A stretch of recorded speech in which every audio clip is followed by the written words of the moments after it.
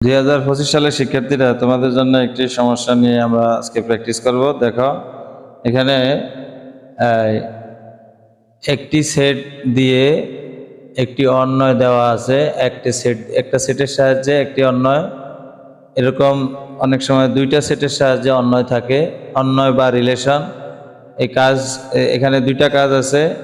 একটা হলো একটা সেটের সাহায্যে অন্বয় নির্ণয় করা, আর একটা হচ্ছে দুইটি সেটের সাহায্যে অন্বয় নির্ণয় করা। তো সেক্ষেত্রে এখানে কিন্তু একটা সেটের সাহায্যে একটা সেটের কথা বলা হয়েছে, সেটটা হচ্ছে এটা। আর একটা ফাংশন দেওয়া আছে f(1/x), এটা দেওয়া আছে।